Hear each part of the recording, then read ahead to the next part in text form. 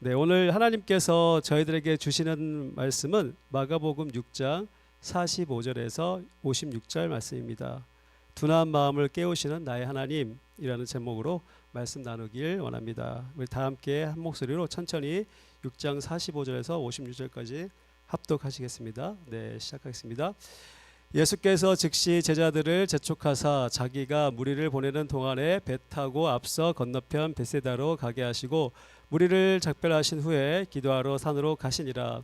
저물매 배는 바다 가운데 있고 예수께서는 홀로 무태에 계시다가 바람이 거스름으로 제자들이 힘겹게 노젓는 것을 보시고 밤 사경쯤에 바다 위로 걸어서 그들에게 오사 지나가라고 하시매 제자들이 그가 바다 위로 걸어오심을 보고 유령인가 하여 소리 지르니 그들이 다 예수를 보고 놀람이라. 이에 예수께서 곧 그들에게 말씀하여 이르시되 안심하라 내니 두려워하지 말라 하시고 배에 올라 그들에게 가시니 바람이 그치는지라. 제자들이 마음에 심히 놀라니 이는 그들이 그 떡 떼시던 일을 깨닫지 못하고 도리어 그 마음이 둔하여 졌음이라라.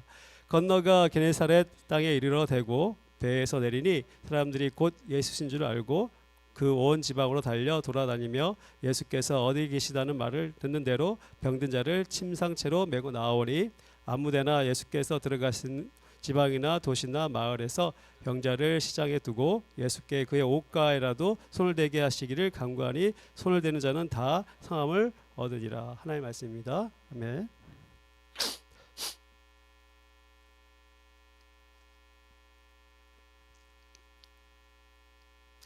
네, 여러분들도 많이 들어보셨겠지만 우리의 마음은 너무나도 변덕스러워서 갈대와 같다는 표현을 합니다.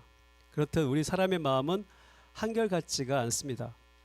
하루에도 수십 번씩 또 수만 번씩 또 바닷물결처럼 요동을 칩니다.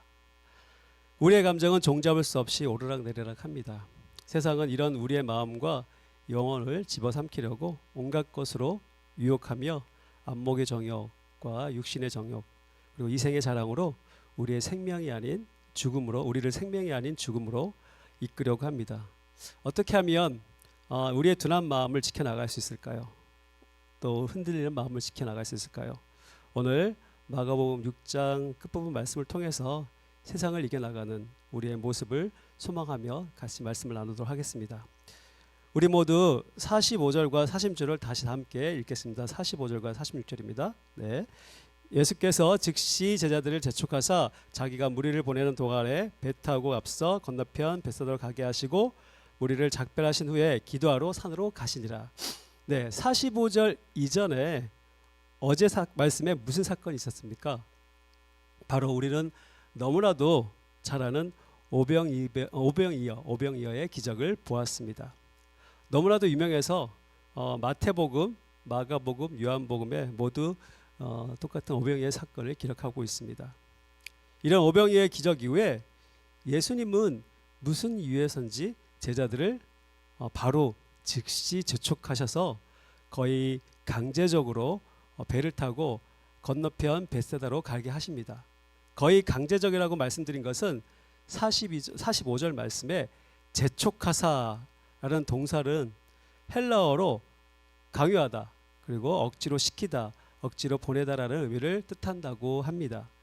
예수님은 어떤 목적이나 이유 때문에 제자들을 억지로 베어 태워 건너편 벳세다로 가게 하셨음을 나타내고 있습니다. 그렇다면 예수님께서는 어떠한 의도로 제자들을 억지로 베어 태웠을까요? 지난 마가복음 6장 31절을 보면 이르시되 너희는 따로 한적한 곳에 가서 잠깐 쉬어라 하시니 이는 오고 가는 사람이 많아 음식 먹을 겨를도 없음이라. 네, 라고 말씀하신 것처럼 예수님은 전도여행을 마치고 돌아온 제자들에게 한적한 곳에 가서 쉬라고 명령하셨습니다. 그러나 제자들이 가는 것을 보고 또 더불어 많은 사람들이 따라오니 예수님은 그 열심히 따라온 많은 무리들을 가르치시고 먹이셨습니다.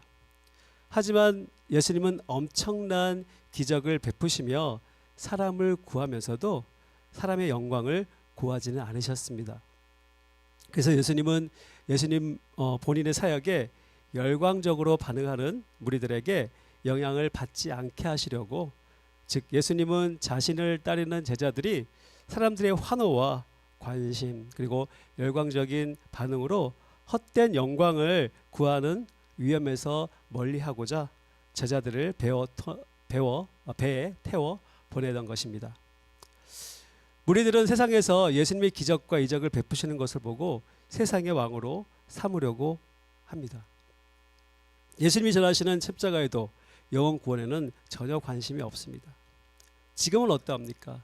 세상은 예수님을 쳐다도 보지 않으려고 합니다.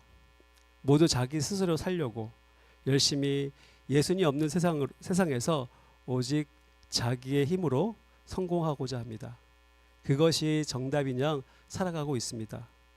그런 세상에서 믿는 그리스도인들은 어떻습니까? 세상의 그런 유혹을 너무나도 당연히 멀리하고 당당히 예수님의 이름을 선포하며 승리하며 살고 있습니까? 그렇게 생각하십니까, 여러분? 하지만 과연 우리가 스스로 자문했을 때 나는 당당하게 선포하며 살고 있다, 자신감 있게 얘기할 수 있을까요? 그러지 못할 때가 참 많습니다. 오늘 예수님께서는 제자들을 거의 강제적으로 배에 태워 보냈습니다. 세상과의 분리는 우리 스스로가 할 수 있는 것이 아니라 바로 우리의 주인이신 예수 그리스도께서 배어 태워 주심으로 이루어 주십니다. 그렇게 세상과 구별시키십니다. 그리고 어떻게 하십니까? 결코 우리를 그저 우리들만 그냥 가만히 두지 않으십니다. 47절과 48절 우리 함께 읽겠습니다. 저물매 배는 바다 가운데 있고 예수께서는 홀로 무태에 계시다가 바람이 거스림으로 제자들이 힘겹게 노젓는 것을 보시고 밤 사경쯤에 바다 위로 걸어서 그들에게 오사 지나가려고 하시매. 네, 그렇습니다. 예수님께서는 기도하러 올라가셨고 또 제자들이 배에 탄 채 큰 바다에서 노젓는 것을 그리고 또 매우 힘들어하고 또 어려움을 겪고 있는 것을 보셨습니다. 그리고 밤 사경, 네, 우리 시간으로 하면 새벽 3시부터 6시경을 말씀하고 있는데요. 예수님은 그 시간에 예수님은 바다 위를 걸어서 제자들에게 오십니다. 얼마나 놀라운 일입니까? 예수님이 바다 위를 걸으셨다는 것은 바로 바다를 다스리는 모습을 보여주시고 창조주의 모습을 보여주시고 계신 것입니다. 세상을 다스리는 왕으로서 세상의 모든 풍파와 또 고난과 역경을 다스리고 잠재우시면서 자신의 백성을 지키시는 예수님의 모습, 창조주 하나님의 모습을 보여주고 계십니다. 우리가 위기에 처해서 힘겨워하고 있을 때 주님은 보고 계십니다. 그리고 우리가 말하기도 전에 미리 알고 보시는 것뿐만 아니라 우리의 삶에 찾아오십니다. 결코 우리를 홀로 두지 않으십니다. 우리는 그런 예수님을 믿습니다. 여러분 아멘이시죠? 네, 아멘. 하지만 마가는 그런 예수님의 역사를 보고도 평안이 아니라 놀랍고 두려움에 떠는 제자들을 보여줍니다.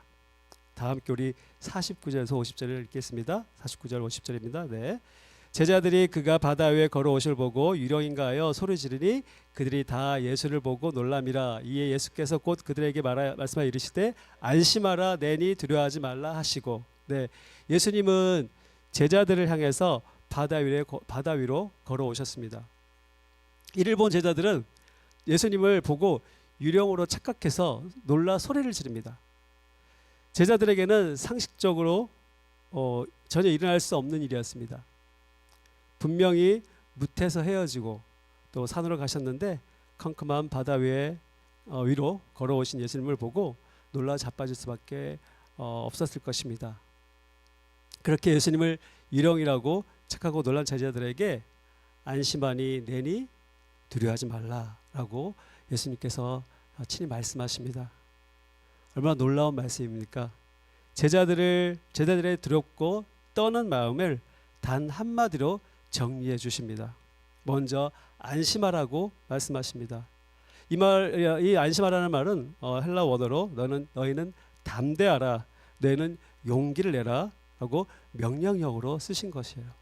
네, 우리 그 명령으로 우리를 안심하라, 두려워하지 말라, 떨지 말라 말씀하십니다. 그리고 두 번째로 내니라고 말씀하시는데요. 유령이 아니라 나다, 바로 나다라는 뜻입니다. 나는 너의 주요, 또 너의 선생이라는 뜻입니다. 예수님이 자신의 정체성을 선언하실 때 쓰신 말씀인데, 오성기 목사님께서 이전에 설교하실 때 말씀하셨던 헬라어 원어 에고 에이미, 즉 스스로 계시는 지존자라고 선포하십니다. 이 단어의 뜻은 출애굽기 3장 14절에 나와 있는 말씀의 뜻과 동일하다고 합니다. 네, 우리 다 함께 출애굽기 3장 14절을 읽겠습니다. 시작. 하나님이 모세에게 이르시되 나는 스스로 있는 자니라. 또 이르시되 너는 이스라엘 자손에게 이르되 자손에게 이같이 이르기를 스스로 있는 자가 나를 너에게 보시렸다 하라. 네, 스스로 있는 자라고 하나님께서는 선포하십니다. 예수님은 물류의 걸으심으로 신성을 보이시고 나는 유령이 아니라 메시아이심을 선포하고 계십니다. 바로 예수님은 이 땅 위에 역사하셔서 새로운 창조를 또 이루시는 하나님이십니다. 믿으시죠, 여러분? 네, 바로 그 하나님께서 우리에게 말씀하십니다. 두려워 말라고. 이사야서 41장 10절에서도 하나님은 동일하게 말씀하고 있는데요. 이사야 41장 제가 41장 10절을 제가 읽겠습니다. 41장 10절입니다. 두려워하지 말라. 내가 너와 함께 함이라. 놀라지 말라. 나는 내 하나님이 됨이라. 내가 너를 굳세게 하리라. 참으로 너를 도와주리라. 참으로 나의 의로운 손으로 너를 붙들리라. 네, 그분은 유령이 아니라 전능하신 우리 주 예수 그리스도이십니다. 거친 파도와 싸우며 세상 풍파 가운데 힘껏 노를 저어가며 건져나가는 우리들에게 주님은 위로와 소망의 음성을 들려주고 계십니다. 그런데 그렇게 자신이 하나님이심을 드러내신 예수님의 능력을 지켜본 제자들은 여전히 예수님의 존재를 깨닫지 못하고 심히 놀라워만 합니다. 51절부터 54절까지입니다. 우리 다 함께 읽겠습니다. 네. 배에 올라 그들에게 가시니 바람이 그치는지라 제자들이 마음에 심히 놀라니 이는 그들이 그떡대시던 일을 깨닫지 못하고 도리어 그 마음이 둔해졌음이라라. 건너가 게네사렛 땅에 이르러 대고 배에서 내리니 사람들이 곧 예수인 줄 알고. 네, 마가는 바로 이전에 제자들이 오병이어의 기적을 체험하고도 예수님의 능력을 깨닫지 못하고 도리어 마음이 둔해졌기 때문이라고 말씀하고 있습니다. 제자들은 오병이어의 기적을 통해서 예수님이 누구신지 깨달았으면 했습니다. 그런데 제자들은 전날에 일어난 기적조차도 누구의 역사였는지 깨닫지 못하고 있었던 것이었습니다. 하나님의 역사, 하나님의 모습을 보여주셨음에도 불구하고 그분이 누구신지 알아차리지 못하는 어리석음을 보여주고 있습니다. 어쩜 예수님께서 50절에서 안심하라, 내니 두려워하지 말라 라고 선포하신 것이 바로 제자들의 마음이 둔함을 아시고 또 본인의 정체성을 드러내신 것이 아닌지 모르겠습니다. 혹시 우리들도 하나님의 임재하심을, 역사하심을 체험하면서도 깨닫지 못하고 마음이 엄청 둔해져서 멍하니 세상을 바라보고 있는 건 아닌지요? 우리의 둔한 마음을 깨워주시고 우리를 죽음에서 건져주시고 굳세게 하시는 하나님이 나의 하나님의 되심을 인정하는 저와 여러분 되시기를 주님의 이름으로 간절히 축원합니다.